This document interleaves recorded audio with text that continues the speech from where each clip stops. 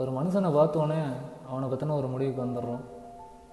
நானும் அப்படி தான் செஞ்சுருக்கேன். வெறும் 10 ரூபா கேட்ட ஒரு மனுஷன் என் வாழ்க்கையில் மறக்க முடியாத ஒரு பாடத்தை கற்றுட்டு போயிட்டார்.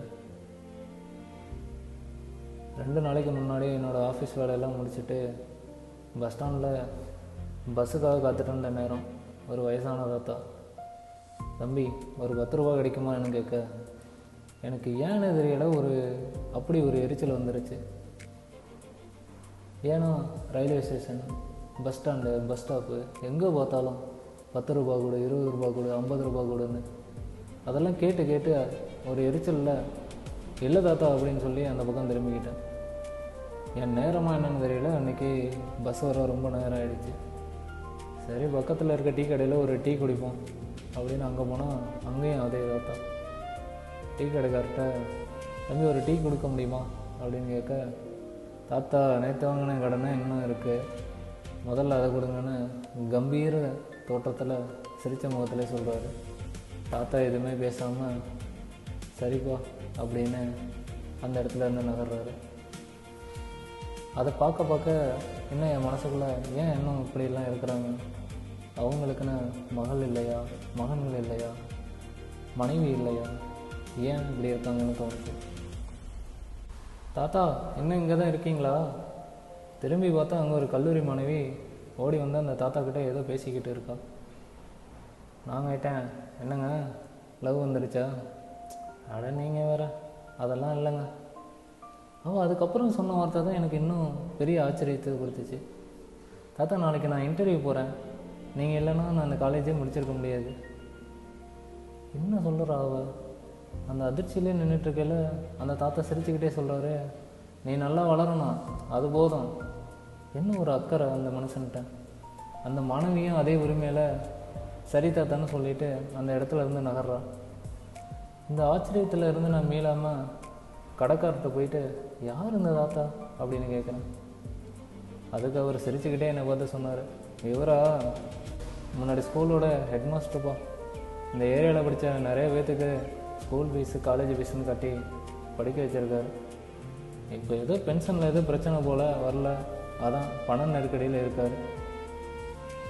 இது கேட்டோன்னே என் மனசில் ஒரு பதட்டம். ஒரு மனிதரை பற்றி எதுவுமே தெரியாமல் அவரை நான் இவ்வளோ தப்பாக நினச்சிருக்கேன்னு அந்த நிமிஷத்தில் எனக்கு அப்படியே ஒரு தாழ்வு மனப்பான்மை வந்துருச்சு. உடனே குடுன்னு ஓடி போய் அந்த மனுஷன்ட்ட 200 ரூபாய் கொடுத்து இதை வச்சுக்கோங்க தாத்தான்னு சொன்னேன். ஆனால் அவர் என்னன்னு நினச்சாருன்னு தெரியலை. இல்லை தம்பி எனக்கு வேண்டான்னு அப்போவும் அதே சிரிப்போடையே வேணான்னு சொல்கிறாரு. நான் இருந்தாலும் பரவாயில்ல இதை வச்சுக்கோங்கன்னு சொல்லி கொடுத்தா அவர் சட்டுன்னு அந்த 200 ரூபாய் வாங்கினார். நேராக டீ கடைக்கு போனார். அவர்கிட்ட, தம்பி நேற்று குடித்த டீக்கு இருந்தால் 10 ரூபா எடுத்துகிட்டு மீதி 190 ரூபாய் சில்லறையை கொடு அப்படின்னு கேட்டார். வாங்கிட்டு திருப்பி நேராக என்கிட்ட வந்து 190 ரூபாயை ரிட்டன் கொடுத்துட்டு, தம்பி எனக்கு இன்றைக்கி 10 ரூபா மட்டும்தான் தேவைப்பட்டுச்சு, இந்த 190 ரூபாய் இப்போதைக்கு எனக்கு வேண்டாம், நீங்கள் வச்சுக்கோங்கன்னு சொல்லிவிட்டு வேக வேகமாக நடைய கட்டிட்டார். அந்த ஒரு வார்த்தைகள், அந்த வாக்கியம் என்னை பல மணி நேரம் சிந்திக்க வச்சிருச்சு. ஜன்னலோர சீட்டு தான், ஏறி உட்காந்தேன். வீடு போய் சேர அது எப்படியும் ஒரு 1.5 மணி நேரம் ஆகும் பேருந்து பயணம். ஒரு பக்கம் பாட்டு ஓடிக்கிட்டே தான் இருக்குது. இருந்தாலும் என் மனசுக்குள்ளே என்னமோ அவர் சொன்ன அந்த வார்த்தைகள் தான் இன்னும் ஓடிக்கிட்டே இருக்குது. இன்றைக்கி எனக்கு இந்த 10 ரூபா போதும், இந்த பணம் எனக்கு 190 ரூபா வேண்டாம். இப்போது என்ன ஒரு மனிதன். அப்போ தான் அவர் சொன்ன விஷயமே எனக்கு கொஞ்சம் கொஞ்சமாக புரிய வந்துச்சு. ஒவ்வொரு மனிதனுக்கும் ஒரு பின்னணி இருக்கும். நமக்கு தெரியாத பல போராட்டங்கள் இருக்கும். அதனால் ஒருத்தரோட தோற்றத்தை வச்சு அவருடைய மதிப்பை எப்படி நம்மளால் அளக்க முடியும் சொல்லுங்கள். ராஜேஷ் எஃப்எம் லைவில் யாதும் பக்கத்தில் பேசிக்கிட்டு இருந்தார். சில நேரங்களில் உதவி கேட்பவர்களே பலரது வாழ்க்கையில் மாற்றிய மனிதர்களாக கூட இருக்கலாம்ல. அது ஏன் இந்த மரமண்டைக்கு அன்றைக்கி உரைக்கலன்னு தெரியல. ராஜேஷ் நம்மளோட இணைந்திருந்தார். இந்த சம்பவத்தில் உங்களுக்கு என்ன சிந்தனை இருக்குது?